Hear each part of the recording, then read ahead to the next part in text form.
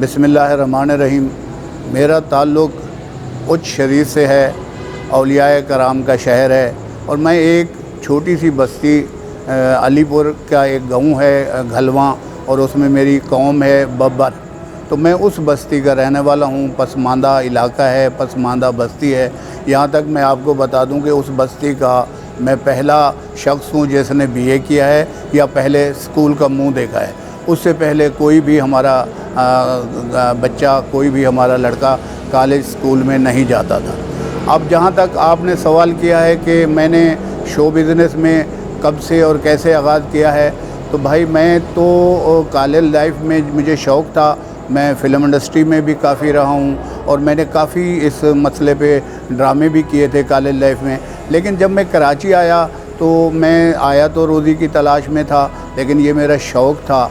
जब मैं कराची में आया तो इंतहाई पसमानदगी के साथ तो मैंने अपना मज़दूरी मेहनत की, कारोबार किया। तो इसके बाद मैंने टीम बनाई और ड्रामे में स्टेज में आया। तो उस वक्त जो है ड्रामा उमर शरीफ साहब, मोइन अख्तर साहब मरहूम, और फुरकान हैदर साहब, इनका तोती बोलता था। तो मैं ड्रामे में आना चाहता था।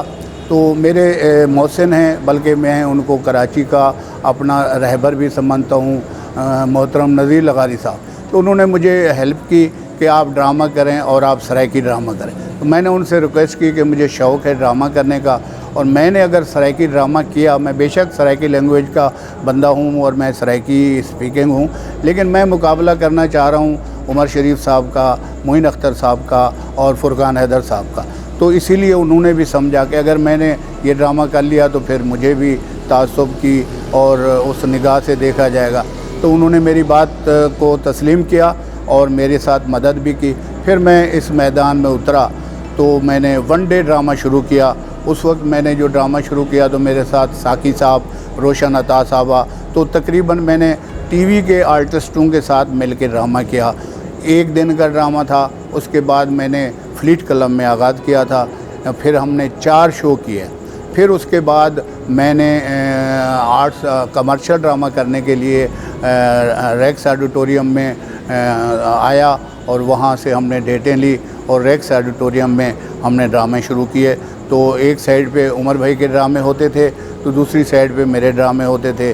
तो फिर अल्लाह पाक ने इतनी मदद की, इतनी हिम्मत की हमने, तो हमने मुकाबला किया और मैं उर्दू में अपनी टीम के साथ इस हद तक कामयाब हुआ कि मुझे 4-4 महीने मुसलसल ड्रामा करने का एजाज़ मेरे पास है, और मेरी टीम की मेहनत थी, मेरे फ़नकार दोस्तों की मेहनत थी उसमें। लेकिन जनाब मैं आपको एक बात बताऊं कि थिएटर की बर्बादी का, तबाही का, ज़वाल का असल ज़िम्मेदार तो हमारे शहर का फ़नकार है, जो भी हैं। उसमें मकसद एक, मैं किसी का नाम नहीं लेना चाहता, लेकिन मैं मिन जुमला बात कर रहा हूँ। जो जिन लोगों ने थिएटर को आसमान तक पहुँचाया उनको छोड़ के, उसके बाद जो हमारे सेकंड और थर्ड लोग हैं वो थिएटर की बर्बादी। क्योंकि हर शख्स आपके थिएटर में उमर शरीफ बनना चाहता है, उमर शरीफ जैसा काम नहीं करना चाहता। इसीलिए जो है ना मजबूरी है कि थिएटर आगे नहीं बढ़ पाया।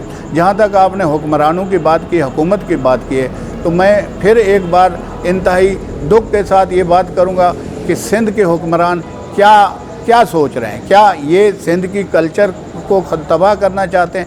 सिंधी सकाफ़त हो, उर्दू सकाफ़त हो, कोई भी हो, लेकिन हमारा थिएटर पहचान था। इस रोशनियों के शहर का जो असल मकाम था, जो असल जो पहचान थी, वो हमारा कराची का अवामी थिएटर था। जो कहते थे कराची में रातें जो है ना रोशन रहती हैं, तो वो थिएटर की वजह से होती थी। 2-2 बजे तक, 1-1 बजे तक लोग जागते थे, थिएटर देखते थे। वो ख़त्म हो गया। तो मैं ये गुजारिश के साथ बात करूँगा हुक्मरानों से कि आप किस लिए यहाँ आए हुए हैं।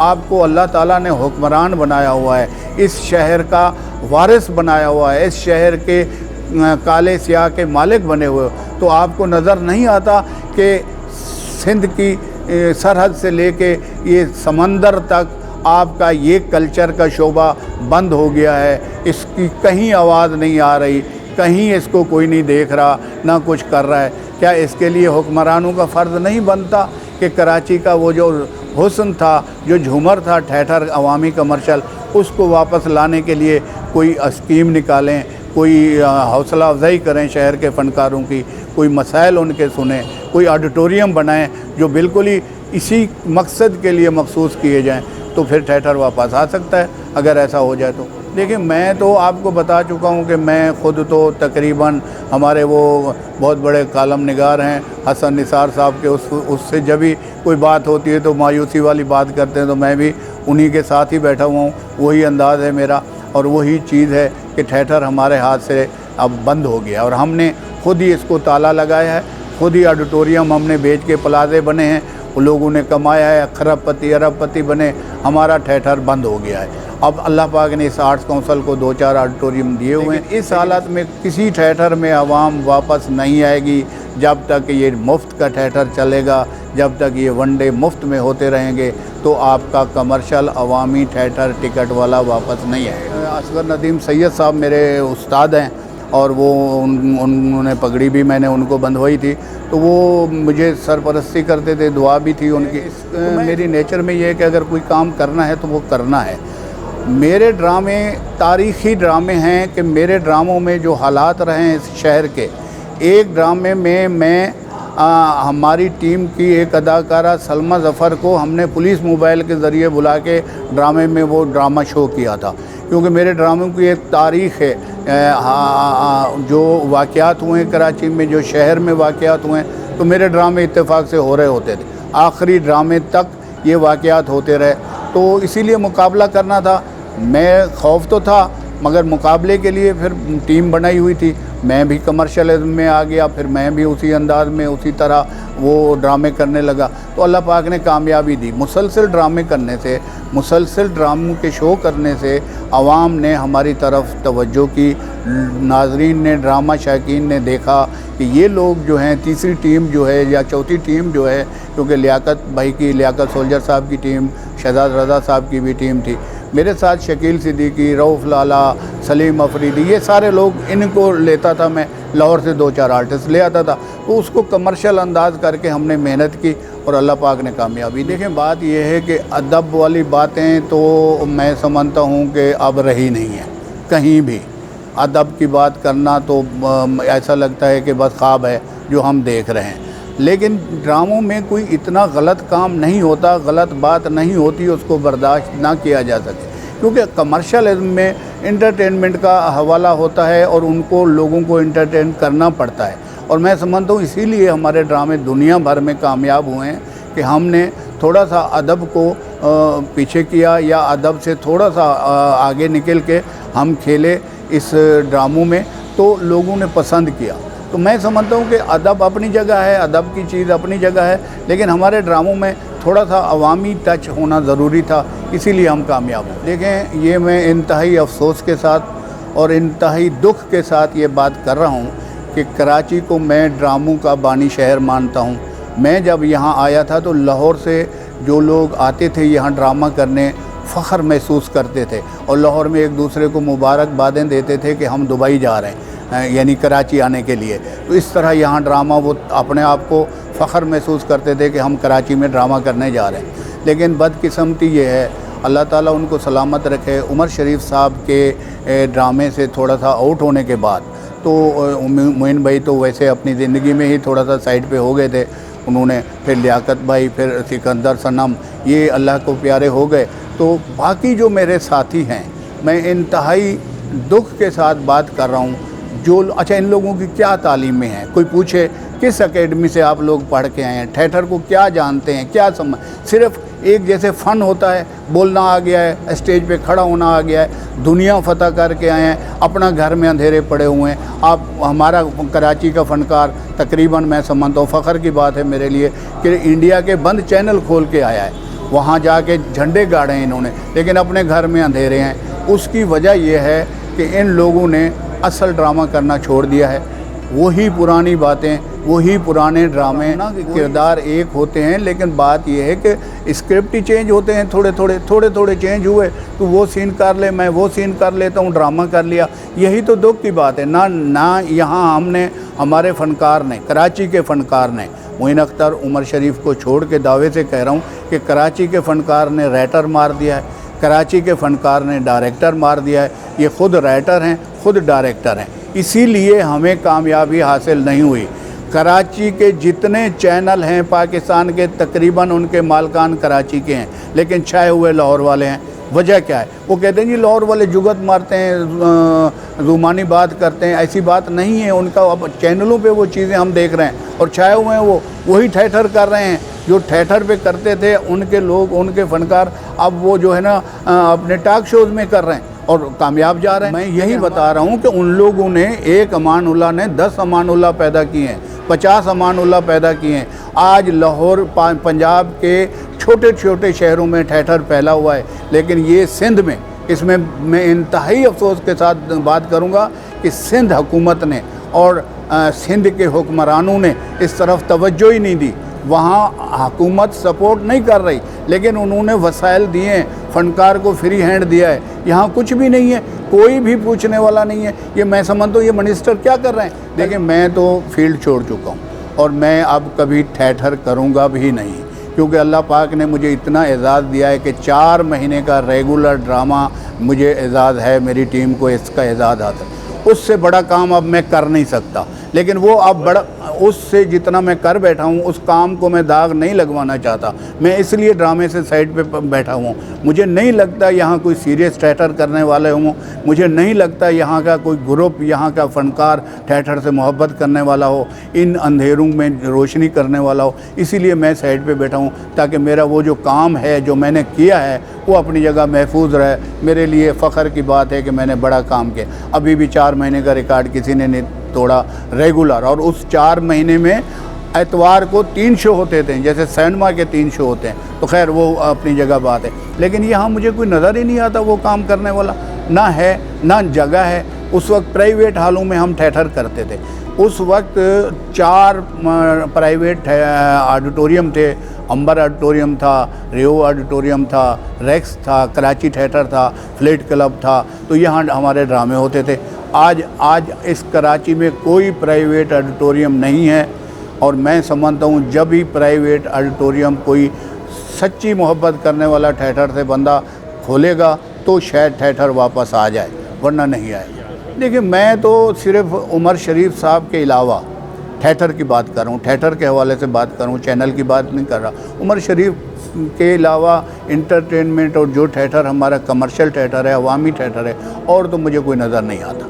मेरी नज़र में तो मुझे कोई ऐसा बंदा नज़र नहीं आता जो स्क्रिप्ट लिखे और उसके 4 शो हो जाएं, 2 शो हो जाएं, तो मुझे तो कोई नज़र नहीं आता उसके अलावा। नहीं तो वो उसमें क्या परफॉर्मेंस की क्या बात करें जब कुछ कर नहीं पा रहे। अब जितना, अब भोलू पलवान है घर बैठा हुआ है तो फ़ायदा क्या आया। अब मैं किसी का नाम लूँ कि कौन है कौन नहीं है, ये नई जंग छेड़ूँ, लेकिन कोई नहीं है, तभी तो अंधेरा पड़ा हुआ है। कोई होता तो मैदान। देखें, उस वक्त वनडे में बड़ी मेहनत होती थी। फ्लीट क्लब जो था नेवी ऑडिटोरियम का, ये एक एकेडमी थी हमारे लिए। वहाँ बड़े ज़बरदस्त ड्रामे होते थे और लोग बड़ी मेहनतें करते थे, बड़ी टीमें होती थी। कमर्शियल तो बाद में आए, पहले वहाँ बड़े मुकाबले होते थे, हाई क्लास ड्रामे होते थे। तो ज़ाहिर है हमने भी उसी तरह का एक अच्छा स्क्रिप्ट किया। उसके बाद फिर एक ड्रामे के 4 शो किए।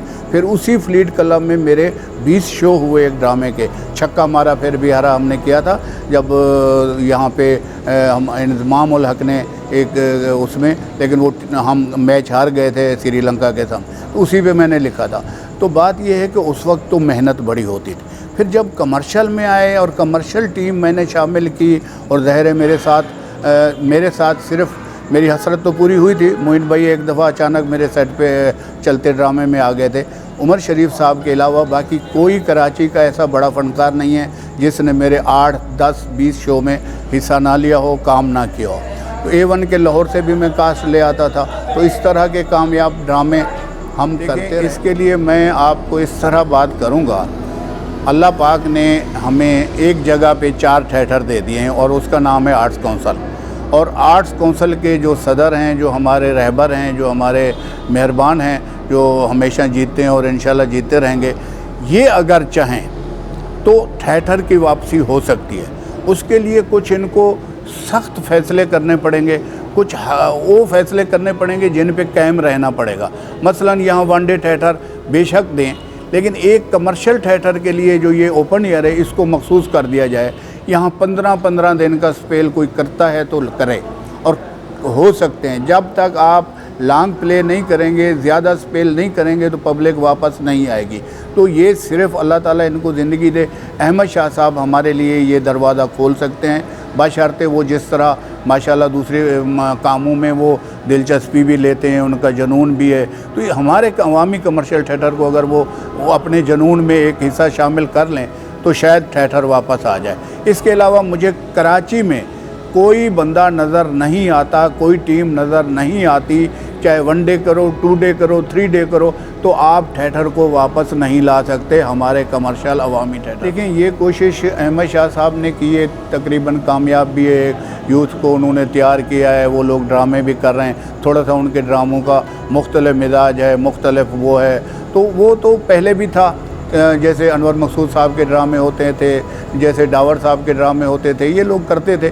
इनका एक अलग चैप्टर है थोड़ा। और ये जिस म्यार के ड्रामे करते हैं ना, ये लोग अगर जिन लोगों के लिए करते हैं ना, अगर ये चांद पे भी जाके ड्रामा करें तो वो लोग चांद पे भी इनका ड्रामा देखने जाएंगे। लेकिन हमारा अवामी ड्रामा है, हमारा रेडी ठेले वाले के लिए ड्रामा है, हमारा एक गरीब के लिए थिएटर होता था अवामी कमर्शियल, वो बंद हो गया है। वो थिएटर इसी हाल में, इसी ओपन एयर में उमर शरीफ का एक थिएटर हुआ, 34 लाख रुपए रिकवरी हुई 18-20 शो की। तो आप देखें एक छोटे से टाइम के अंदर 34 लाख, उस वक्त का 34 लाख आज का मेरा ख्याल है 2 करोड़ से कम नहीं होगा। तो ये अवामी थिएटर था तो होता था।